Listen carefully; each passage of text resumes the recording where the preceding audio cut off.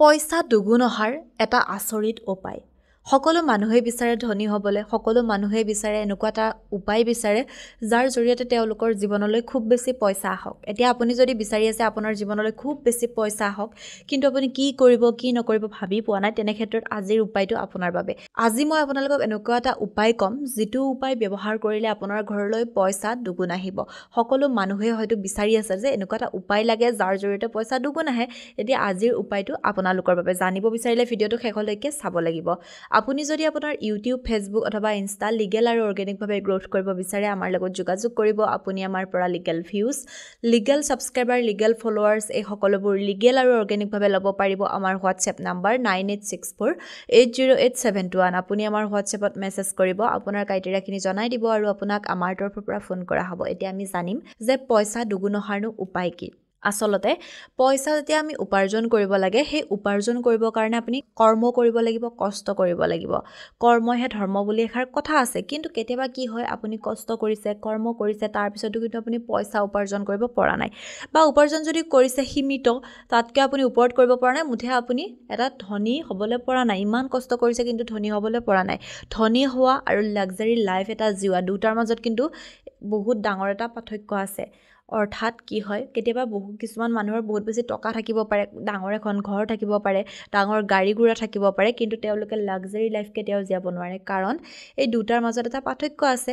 আপুনি কিছুমান মানুহ চাব, আপুনি ঘৰ আছে, গাড়ী আছে, তাৰপিছতো কিন্তু তেওঁলোকৰ জীৱনটো খুব বেছি সুন্দৰ নহয়, বা তেওঁলোকৰ পইচা মানে যিখিনি পাইছে সেইখিনিৰে তেওঁলোকে কোনোমতে সেই কামখিনি কৰিছে, কিন্তু সেই পইচাখিনি তেওঁলোকৰ জীৱনত সুখ আনিবলৈ পৰা নাই।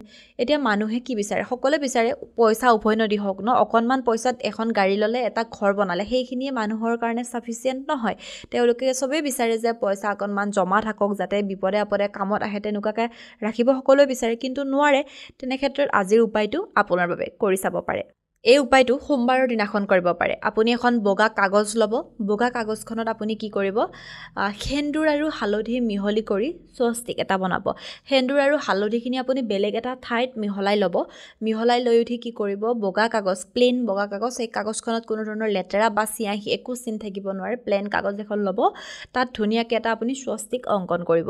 অংকন কৰি উঠি কি কৰিব, তাৰ সোঁমাজত আপুনি চাউল ৰাখিব। লগতে আপুনি তাত ৰাখিব কেঁচা হালধিৰ টুকুৰা এটা, আৰু তাত আপুনি কি ৰাখিব, এটা মুদ্ৰা ৰাখিব, আৰু সেই গোটেইখিনি আপুনি ধুনীয়াকৈ বান্ধিব। এতিয়া মই কি ক'লোঁ, এখন ধুনীয়া শুদ্ধ বগা কাগজ ল'ব। বগা কাগজখনত কোনো ধৰণৰ আখৰ বা চিন, ফটা চিঙা একো থাকিব নোৱাৰে, একদম প্লেইন বগা কাগজ এখন ল'ব। তাত ধুনীয়াকৈ আপুনি হালধি আৰু সেন্দুৰ মিহলাই এটা মিশ্ৰণ বনাব। সেই মিশ্ৰণটোৰে আপুনি এটা ধুনীয়াকৈ স্বস্তিক অংকন কৰিব, আৰু সেই স্বস্তিকটো অংকন কৰি উঠি তাৰ সোঁমাজত আপুনি কেইটামান চাউল ৰাখিব। তাৰপিছত আপুনি কি কৰিব, তাত এটা কেঁচা হালধিৰ আপুনি টুকুৰা দিব, আৰু তাত আপুনি মুদ্ৰা দিব। 1 টকা, 3 টকা, 5 টকা, 11 টকা, আপুনি যেই টকা দিব পাৰে তেনেকুৱাকৈ আপুনি পইচা দিব। দি ধুনীয়াকৈ সেইখিনি বান্ধিব। বান্ধি উঠি কি কৰিব জানেনে, সেইখিনি আপুনি আপোনাৰ ঘৰৰ পইচা থোৱা বাকচ, আলমিৰা, আপুনি য'তেই পইচা নথয় কিয়, লাগিলে আপোনাৰ মানি বেগেই নহওক কিয়, সেই ঠাইত আপুনি কাগজখন ৰাখি থৈ দিব। চাব আপোনাৰ পইচা বৃদ্ধি হ'বলৈ আৰম্ভ কৰিব। এইটো নহয় যে আজি কৰিছে কাইলৈ আপুনি ৰিজাল্ট পাব। আজি আপুনি কৰি চাওক, চাব আপুনি লাহে লাহে পজিটিভিটি দেখিবলৈ আৰম্ভ কৰিব।